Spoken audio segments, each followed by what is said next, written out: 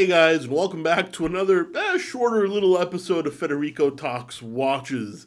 I'm just really excited to make this video. I finally picked up one of my all-time grails, but of course, before we get started, go check out delraywatch.com. A bunch of new watches in stock, a beautiful Panerai Luminor submersible, absolutely gorgeous, and a Bell & Ross skull, which is quite rare. But let's get that out of the way because I want to talk about this. Everybody knows I have a love affair with independent watches, particularly with Moser. I just picked up the H Moser Perpetual Concept Moon. I can't even really say the name. With the aventurine dial, a full aventurine dial, limited edition to 50 pieces. This watch has a 7-day power reserve and the perpetual moon phase, correct for over 1,000 years, and they only made 50 of them. And I don't know. I love the case shape. I love the aventurine dial. I love the shape of the hands. Moser is a brand that tickles my fancy. I spoke to Ed Milan before I picked it up, and of course Mike as well, who is the U.S. distributor of Moser, and just spoke to them and asked, what do you guys think? And of course they love it, and I love it too, and I just needed someone to push me overboard. This entered my collection, a watch I've been staring at for, ever since it came out, I think 2, maybe 3 years ago. This was going to be the one, and I finally picked it up. By far the priciest watch I've ever purchased, but it's okay. It's going to stay in the collection. I never say forever because you never know, but for a very, very, very long time. Even thinking of making a review of this. And that's the thing, guys. I've noticed as well on a personal note. Watches I fall in love with, it's almost like what I consider to be luxury, right? I don't want something everybody else has. Now, of course, they've got an OP, and a lot of people have that, and I've got an SKX, and a lot of people have that, and I have a Breguet, and fewer people have that, and my Moser, even fewer people have that. But what really makes this special, in my opinion, is I doubt I'm ever going to meet anybody else in real life wearing the same watch. And isn't that what luxury is? Yes, it's expensive, but it's unique. It's part of me. It's my style. It says something about me. At least that's what I think in my mind and how I'm starting to collect watches. I don't really want things other people have.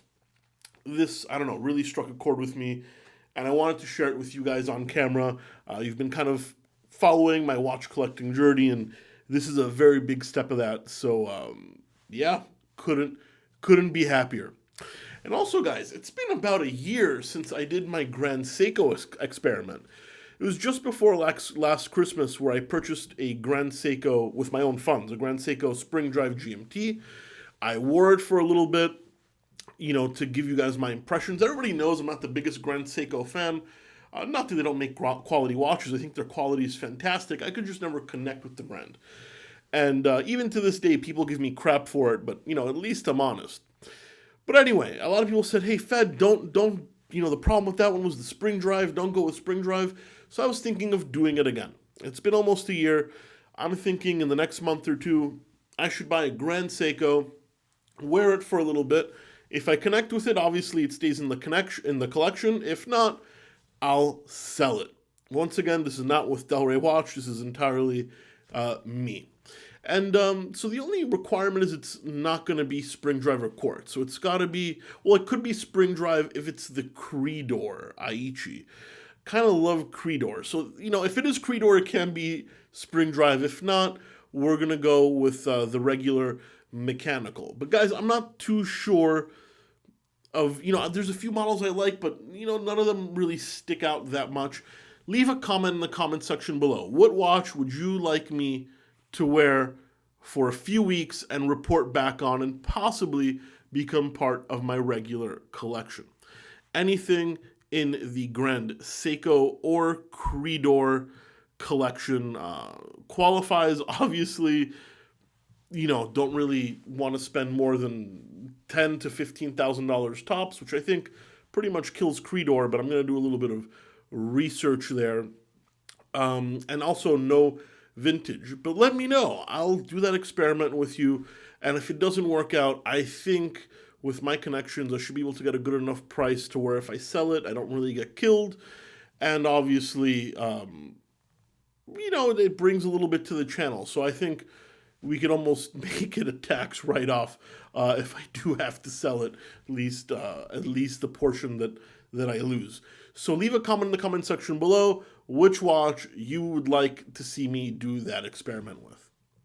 Anyway, guys, that's it for today. As I said, not a real episode. Just wanted to share my new pickup. Wanted to ask your opinion about Grand Seiko. But I will be obviously doing a real episode this week, so stick around. Please give me a thumbs up if you like the new purchase, and leave a comment in the comment section below about the Grand Seiko. And don't forget to subscribe so you don't miss any more content. Guys, I'm going to go enjoy my Moser. Thank you so much, and I'll catch you in the next one. Take care.